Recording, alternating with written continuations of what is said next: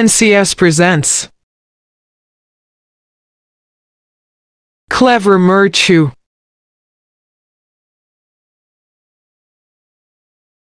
A woodcutter and his wife lived in a village.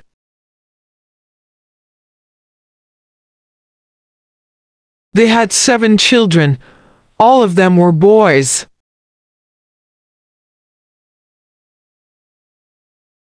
The woodcutter and his wife were so poor that at times they did not know where to get money to buy food for their children.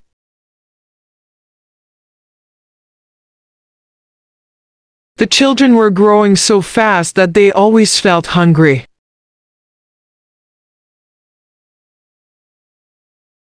The youngest son, however, was the one who caused his parents the utmost anxiety.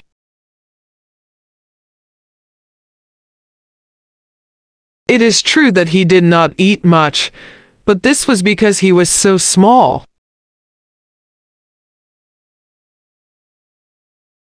Indeed, when he was born, he was only the size of a pepper, and that was why he was named Mirchu.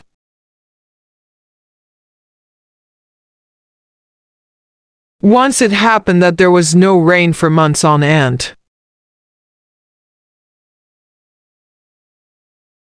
A great famine spread across the land, and the woodcutter soon had nothing to give to his family.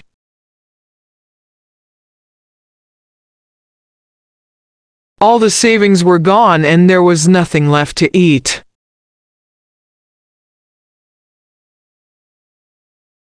We can no longer feed our children.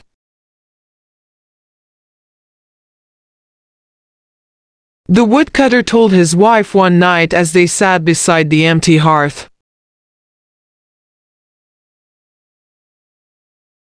When the boys get up in the morning for their breakfast, there is nothing for them to eat.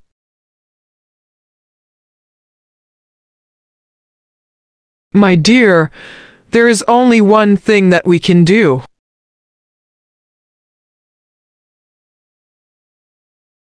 We must take them into the forest and leave them there.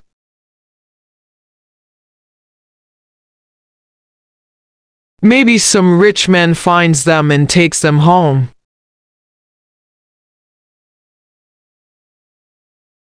I am sure that he'll take better care of them.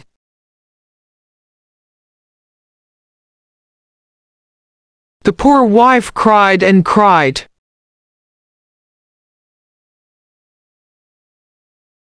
She was so full of sorrow to hear this.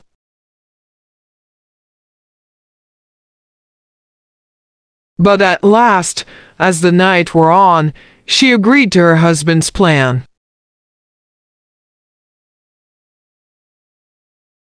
After all, she could not see her children die of hunger.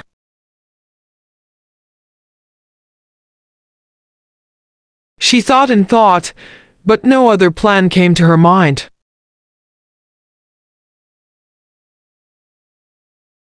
She wished she had only 3 children instead of 7.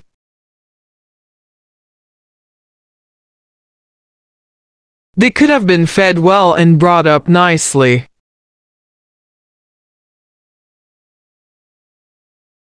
As the woodcutter and his wife argued, they raised their voices.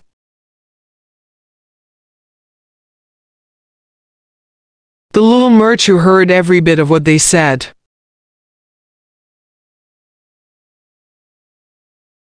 Unlike his brother, he was not asleep.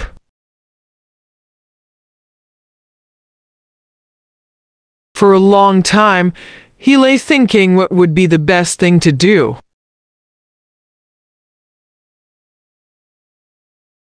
As soon as it was twilight, he got up quickly and crept out of the cottage and fell off. He ran to the forest.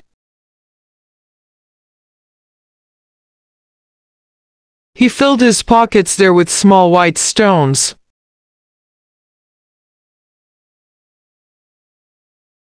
Then he ran back to the house and was in bed again, all quiet and pretending to be fast asleep when his mother called him.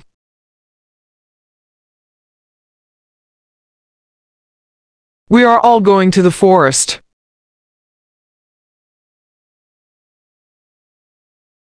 His mother told the boys, "You must all help your father gather firewood, for there is no money left to buy any food."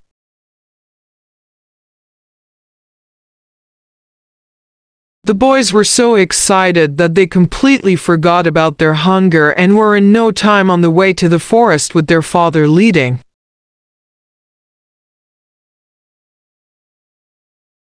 The forest was dark and lonesome, but the woodcutter knew every bit of it so well that before long, they were right in the deepest part of the forest.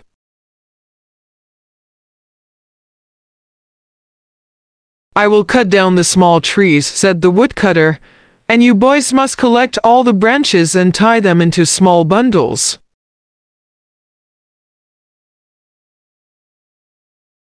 "It is going to be hard work."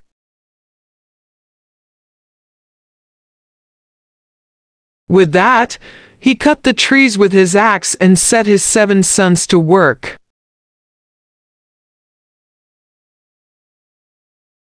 While the boys were gathering as many sticks as they could, the woodcutter nodded to his wife, and the two of them just sneaked away. The boys felt a kind of shudder.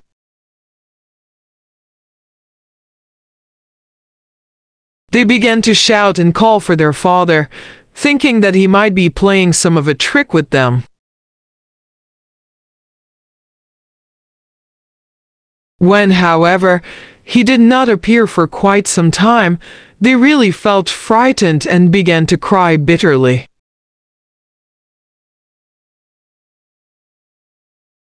Then the clever Mirchu said, "Don't worry, boys, I know the way home.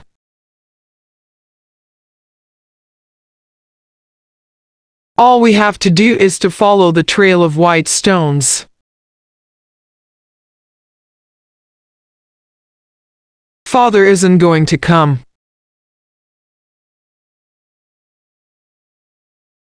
Mirchu's brother, however, doubted what he said.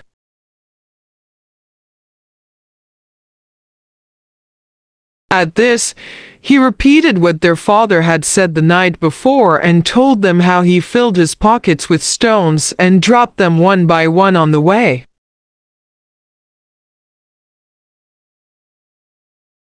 So Mirchu led his brothers through the deep forest and along the winding paths until they reached a cottage.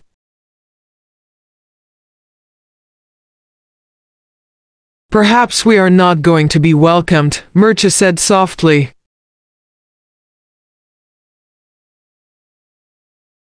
"Let us wait outside the cottage for a while and see if we can hear what father and mother are talking about."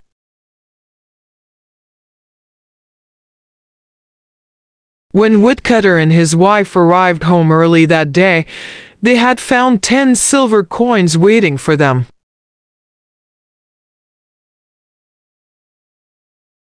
This was in payment of a debt that they had long forgotten about.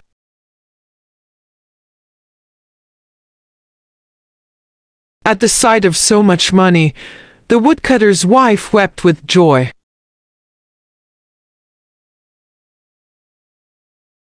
But when she remembered that she would never see her boys again, all her joy vanished, and she began to sob.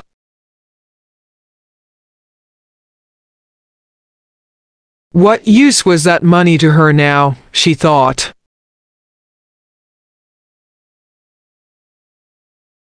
My sons, my poor little sons.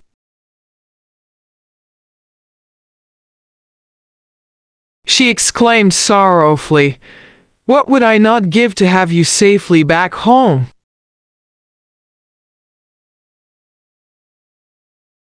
Perhaps by now, they might have been eaten by wolves.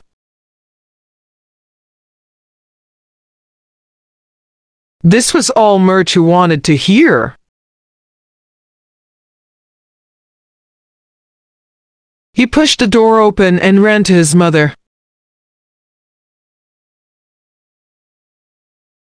His brothers followed him too.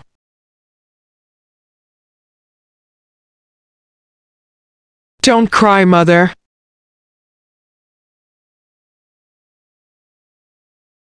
We are all here.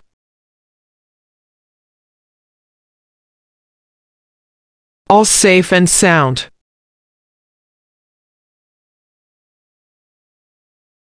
What joy and happiness there was in the woodcutter's cottage that night, and what a feast they all had as they sat around the table.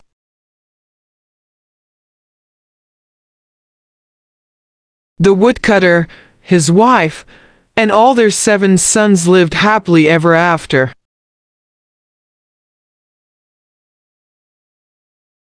Well done, little Mirchu.